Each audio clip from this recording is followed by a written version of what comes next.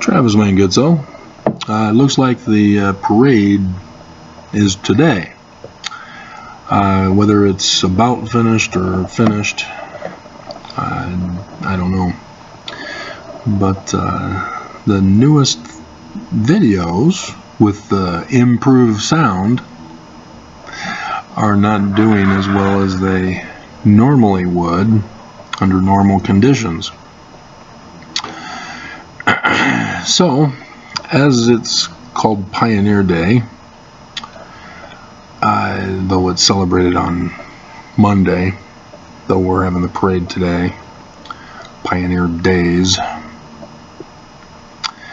it's actually incorrect to call it Pioneer Day. It's the day when Brigham Young determined, this is where I'm building the kingdom of Deseret. And the historian from the Church News likewise had to remind Mormons of this. And I made sure to make sure you knew, though the volume wasn't good for that video, that Brigham Young not only had slaves brought with him, he murdered the natives of the land in order to obtain the land for his kingdom. And so you've got 1847, when Brigham Young claims the land as the kingdom of Deseret. 1848, the church, or the United States of America, takes over the land. There's a deal with Mexico. It's now United States territory instead of Mexico territory. So if you want to call it eminent domain, doesn't matter. The United States never accepted Brigham Young as making a claim to the land. And so Brigham Young's pissed, and he keeps fighting with the United States. And that's what eventually the United States conquers and wins out, as it's now the state of Utah.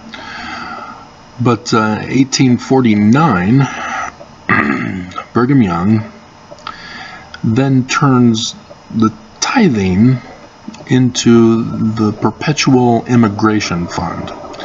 As I've gone over with you, Brigham Young had lied to the converts in Europe, as well as here in the United States, that the name of the church was instead the Church of Jesus Christ of Latter-day Saints.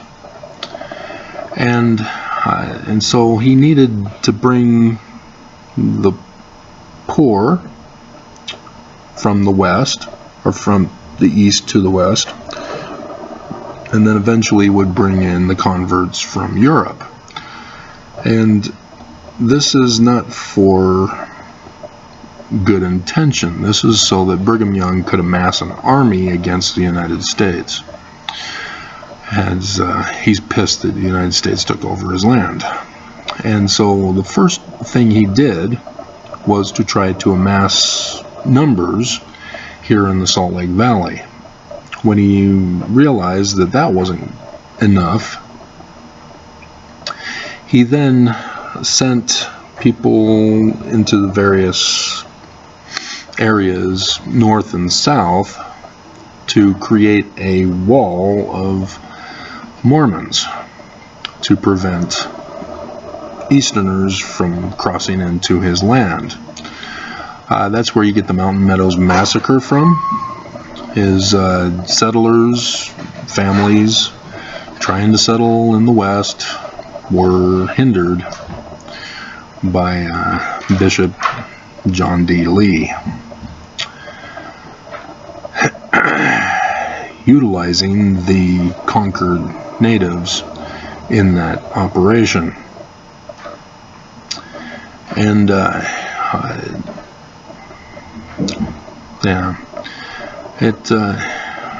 as I've been telling you, the Brighamites were Danites. When they infiltrated Joseph's church to call it the Church of Jesus Christ of Latter-day Saints, They secretly referred themselves to as Danites. That's Hebrew for judges. They were going to judge Joseph Smith, condemn him, and take over his organization. And then in the future, have it destroyed along with Christianity as part of the United States takeover plot that will eventually carry over into the world. That's going on right now with the religious freedom movement that the church is doing. Yeah, they're exempt from following the law. If they don't like it, they don't follow it. That all comes from these Danites who were doing the same pattern that they were plotting for what's going on right now. The election frauds, the destruction of people's property and homes, committing crimes, etc. And their headquarters, as I've gone over, but the one video was silenced. Adam-on-Diamond is what they named it. Joseph Smith did not go there.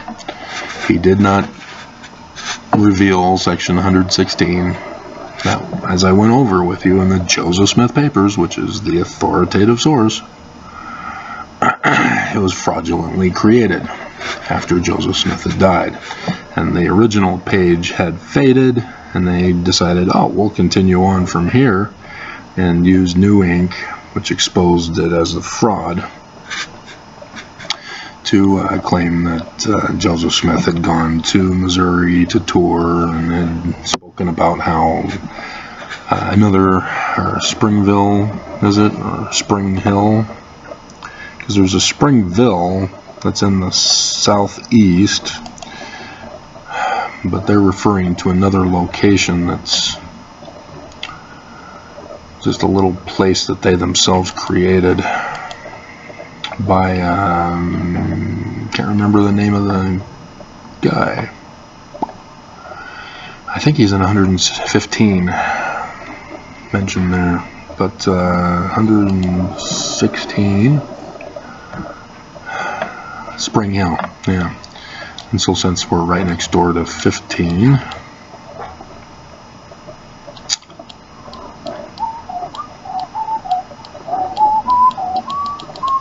and so yeah, in 1838, the Danites gathered at Adam-on-Diamond and then marched down to the election in Daviess County, in that one particular city just south of them, to cause the election fraud, which began the Mormon War there in Missouri, which led to the extermination order by Governor Boggs because the Danites had Orrin Porter Rockwell try to assassinate him.